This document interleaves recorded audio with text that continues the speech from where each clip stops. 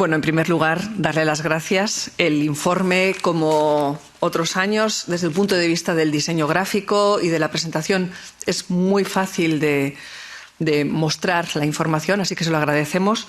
Yo solo echo de menos en la página 10 que hay un mapa muy interesante que pudiera desglosarse en tipos de terrorismo, porque eso nos ayudaría mucho a la hora de la lectura del informe, porque luego se van explicando las cosas, pero algo así para otra vez nos vendría muy bien, porque nos señalaría mejor en qué lugares hay más preeminencia de unos fenómenos o de otros, aunque luego se van explicando, pero de una manera gráfica nos vendría bien.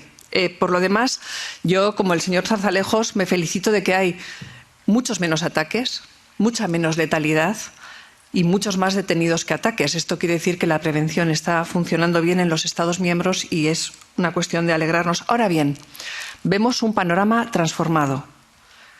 Lo que nos enseñan ustedes hoy, este año, con respecto a 2021, no tiene nada que ver con lo que fue el terrorismo en los años 70, 80 o 90, pero ni tan siquiera tiene tanto que ver con lo que vimos sobre todo en los años 2015 a 2018, de ese terrorismo globalizado que funcionaba como con franquicias y donde cada vez más aparecían pequeños grupos o muchos lobos solitarios, como ahora son la tendencia mayoritaria.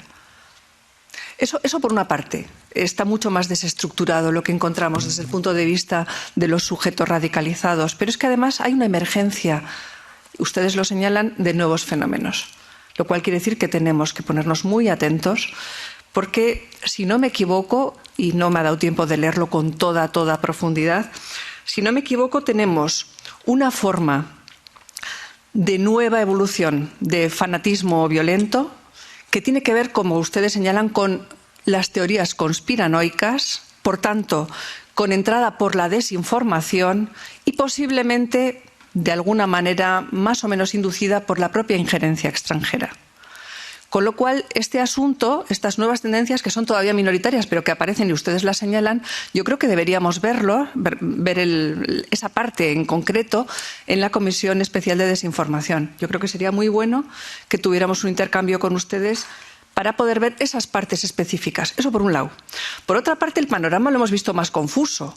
Y es que está todavía más difícil que antes el señalar dónde tenemos un delito de odio o dónde empieza el terrorismo. En el caso del atentado o el incidente de odio de Torre Pacheco todavía no está clasificado por las autoridades nacionales. Esto nos lo encontramos de forma creciente.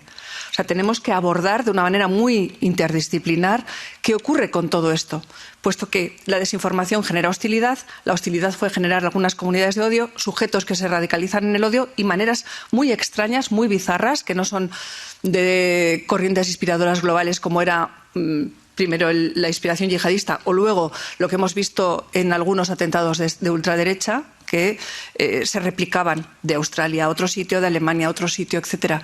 No, estamos ante un fenómeno en el que ya se puede atacar una carnicería, en fin, con muchos elementos que tienen que ver también con teorías conspiranoicas. Y cuando habla usted del COVID, ahí tenemos dos cuestiones que también son bastante novedosas.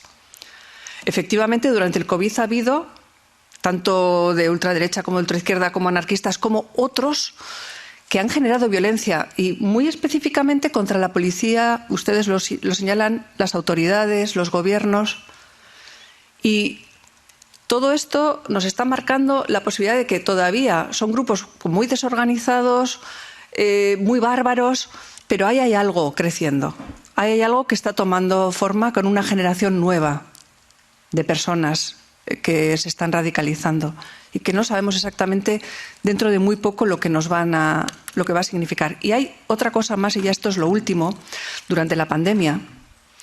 En esas formas de ataque que surgieron de forma no espontánea, pero contra la policía o contra las instituciones, en el País Vasco y Navarra fueron especialmente virulentas contra las fuerzas policiales autonómicas, pero llevaban un signo político detrás. Y poco después hemos visto el nacimiento de esos disidentes que son más radicales que los herederos del mundo del terrorismo anterior. Cuando hay sociedades en las que anteriormente la legitimación de la violencia continúa, ha habido terrorismo, luego sigue una legitimación de la violencia, como se ha señalado, con glorificación de los antiguos terroristas. Cuando durante la pandemia eso ha servido para catalizar una nueva forma de odio distinta, pero nueva, pero con un elemento también tradicional de ataque a la policía, y después aparece una disidencia, a lo mejor sería bueno que las autoridades les dieran algún elemento cualitativo más para poder trabajar. En todo caso, miraremos con más detalle el informe, que es muy interesante, y nos parece que nos dan muchos elementos para poder trabajar en el Parlamento, pero a mí mi impresión personal es que vamos a tener que trabajar de forma muy transversal por algunas de las nuevas tendencias. Si me puede contestar alguna cosa, pues encantada.